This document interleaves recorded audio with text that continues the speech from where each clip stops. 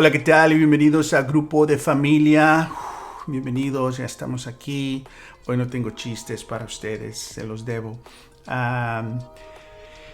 Pero quería dar un breve repaso en español y en inglés. Pero primero, si por favor pueden abrir la poderosa a Colosenses capítulo 2, versículo 13. Please open your Bibles to Colossians chapter 2, verse 13. Colosenses capítulo 2, versículo 13. Quiero dar un breve repaso en nuestro tema. I want to give a brief recap of our theme, okay? Entonces, hemos hablado que, bueno, en los últimos 500 años ha dominado una interpretación sobre la cruz que limita lo que Dios está haciendo y nos da una imagen de una transacción legal. ¿Por qué ha sido tan común para todos nosotros esta imagen? El resto de las escrituras que hablan de la cruz, crucifixión, las leemos con ese filtro predeterminado de una transacción legal.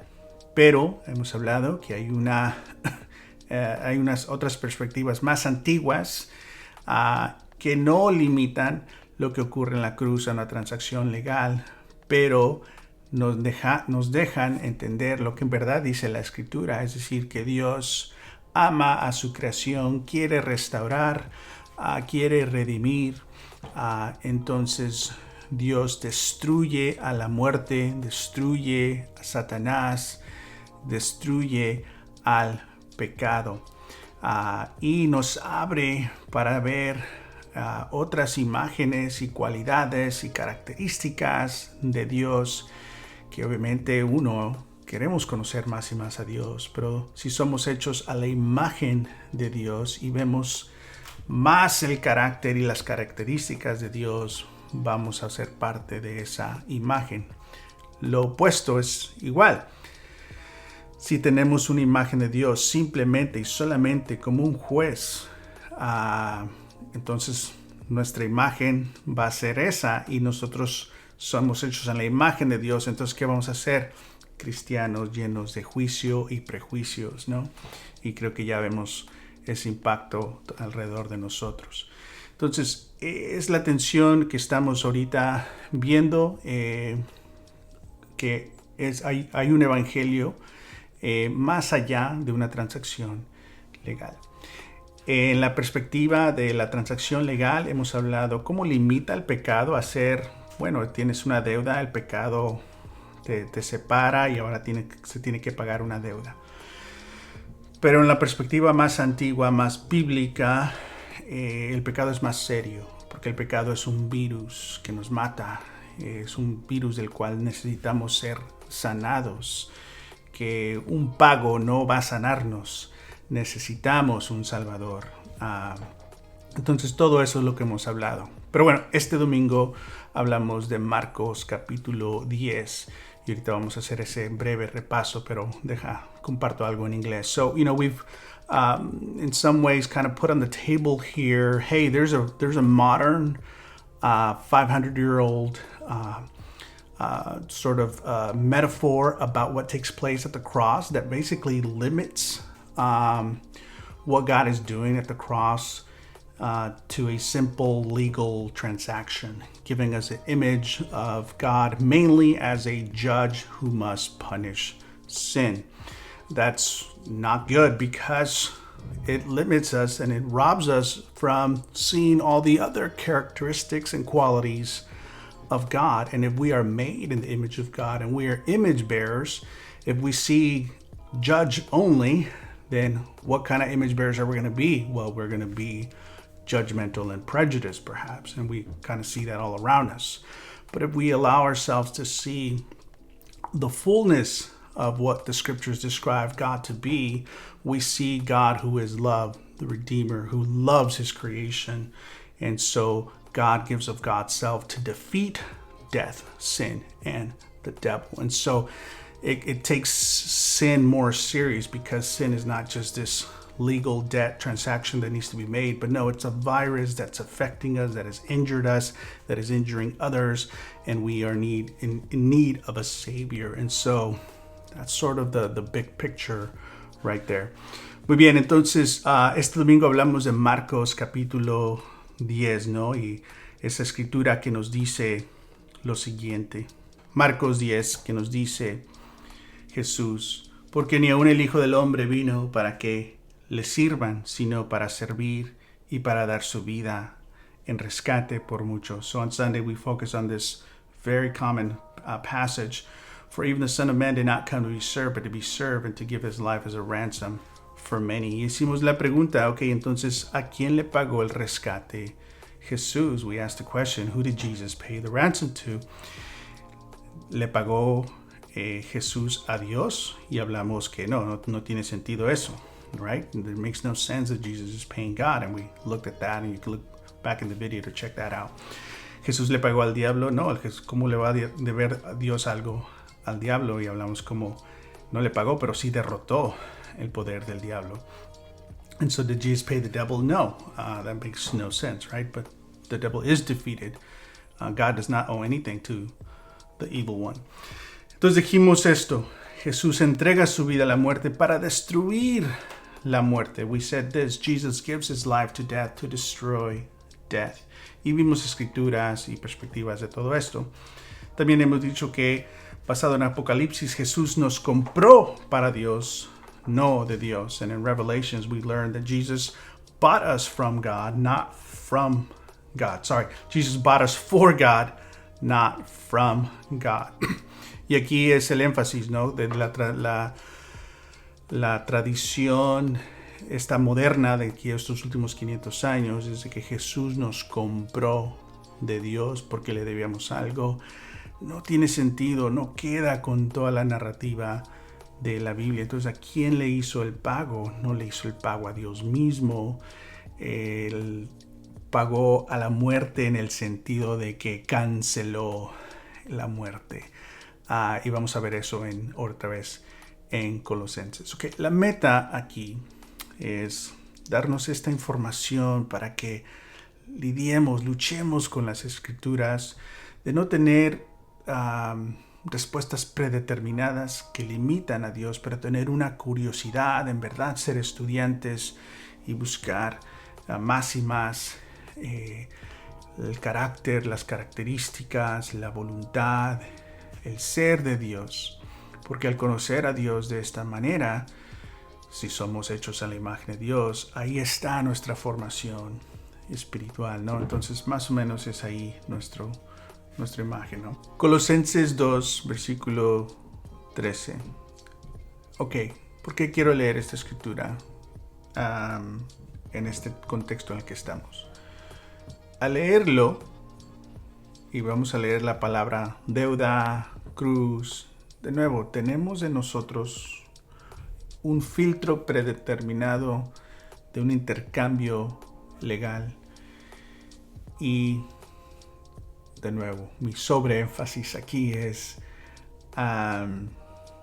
ese filtro nos limita a entender más y más la gracia y el amor de Dios. Entonces vamos a leerlo y ver esto.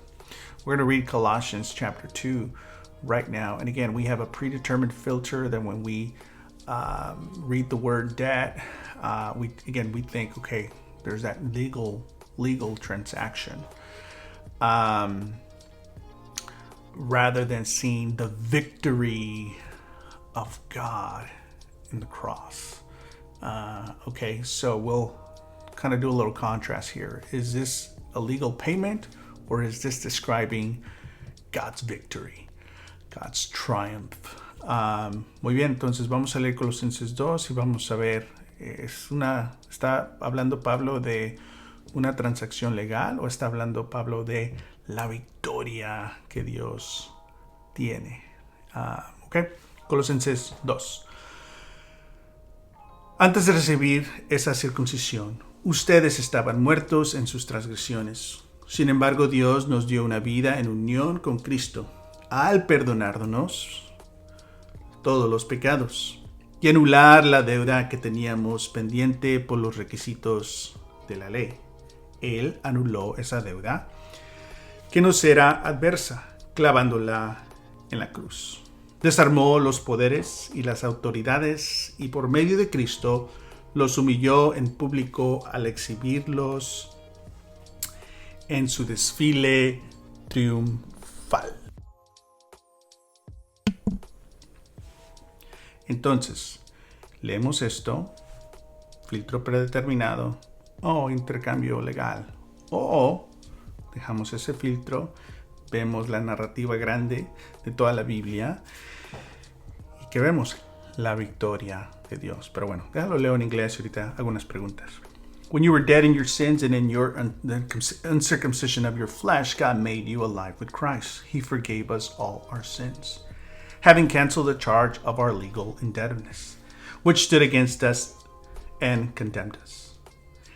He has taken it away, nailing it to the cross. And having disarmed the powers and authorities, he made a public spectacle of them, triumphing over them by the cross. And again, we read this, again, predetermined answers, filters, legal transactions, but I think there's more here, more about the victory of God. So we're going to reverse engineer this passage. Vamos a hacer estas preguntas y ver las respuestas en la escritura. Muy bien. Entonces, ¿a quién derrota Jesús? Who does Jesus defeat? A los poderes y autoridades. The powers and authorities. ¿Cómo los vence? How does he defeat them? Disarming them. Having disarmed them, right? Los desarmándolos. ¿Qué armas les quitó? What weapons did he take from them? Los cargos legales y las deudas que pasaban contra nosotros. Que pesaban contra nosotros. The legal charges and debts held against us. ¿Cómo los anuló? How did he cancel them? Perdonándonos nuestros pecados. Forgiving us our sins. Crucificándolos, ¿no? En la cruz. Crucificando en la cruz. El resultado, Dios nos dio vida. Nos resucitó con Cristo. The result, God made us alive and raised us with Christ. Entonces, la tentación va a seguir siendo ver una transacción legal. Si te sientes cómodo con eso, inseguro, dejarlo atrás, sin presión, adelante. El punto aquí es ver que lo que ocurre en la cruz, de acuerdo a Pablo consistentemente en la Biblia, lo que describe Jesús mismo en Marcos 10, es algo más grande, más espectacular, más profundo y más personal. Vemos la victoria de Dios que destruye la muerte, que Dios elige perdonar el pecado y destruir la consecuencia del pecado, que es la muerte. ¿Ok?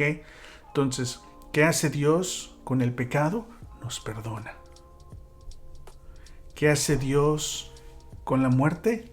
Destruye su consecuencia, dándonos unión y vida con Él. Entonces, cuando participamos en la muerte y resurrección, en bautizo, Dios está perdonando nuestro pecado y destruyendo la muerte, la consecuencia de nuestro pecado, anulando esta ley de la vida, que si pecamos hay muerte. Entonces, esa perspectiva nos pone a Dios como un Dios victorioso, como un Dios lleno de amor, de misericordia y de gracia. Aquí no hay un Dios lleno de ira que castiga al Hijo por tu culpa. Aquí hay un Dios que es amor, que perdona y destruye el pecado porque nos ama. Ahí está. Luchemos, lidiemos, estudiemos esto. Muy bien. Bueno, aquí están estas preguntas. Pero perdón, antes un repaso aquí en inglés. Me emociono. So, as I probably said it 90 times already, if we move away from this passage, for example, that Paul is not necessarily describing a legal transaction, right? Here we see something greater, deeper, profound, and way more personal, right? God is victor. He's victorious. He destroys the consequence of sin, which is death. And he forgives sins. And now we're able to participate in the death, burial, and resurrection and be forgiven of sin and be given life. The law of life, right? There's a consequence, right? If sin brings about death. This disease, this virus brings about deadly consequences. Those are destroyed. The powers there are destroyed. The debt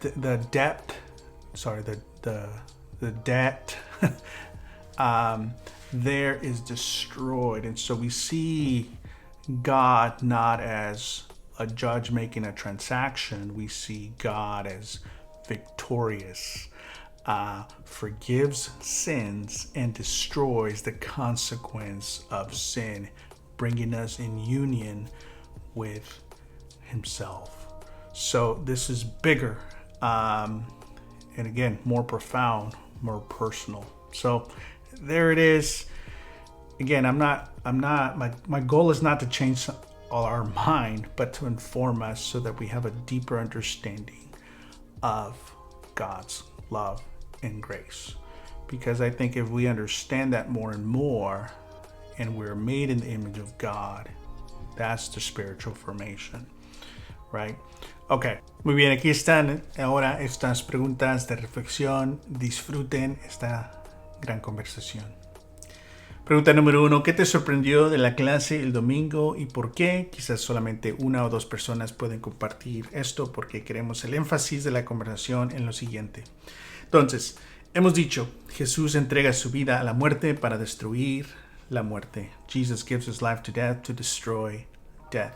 Jesús nos compró para Dios, no de Dios. Jesus bought us for God, not from God. Entonces, todo esto nos da una imagen, de nuevo, más grande, más personal, más profunda de quién y cómo es Dios. Entonces, la pregunta es la siguiente. ¿Ok?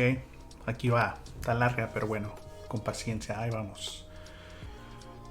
Compararemos y contrastemos cómo estas dos imágenes de Dios pueden moldear nuestra fe. Una es la imagen en la que Jesús le paga al Padre, dejándonos con la imagen de un juez de ira que castiga el pecado como pago. La otra es la imagen en la que Dios paga nuestro rescate en la cruz, destruyendo la muerte, dándonos una imagen de Dios como amor. Entonces, comparte el contraste de cómo estas imágenes moldean nuestra identidad como cristianos e influyen en nuestro comportamiento. ¿Cómo podría cada imagen impactar la formación de nuestra fe? Compare and contrast how these two images of God can shape our faith. One is an image where Jesus pays the Father, leaving us with an image of a wrathful judge who punishes sin as payment. 2, an image where the ransom is paid to destroy death, portraying God as love, a self-emptying for the sake of others. How do these images shape our identity as Christians and influence our behaviors? How might each image impact the formation of our faith? Entonces la conversación aquí es la clave, ¿no? Hay que comparar cómo estas imágenes pueden transformar cómo somos, ¿ok? So, la pregunta número 3, finalmente, leímos Colosenses 2. No vemos una transacción de pago, vemos una victoria. ¿Qué notaste tú de Colosenses 2? We read Colossians 2. We don't see a payment transaction, we see a victory.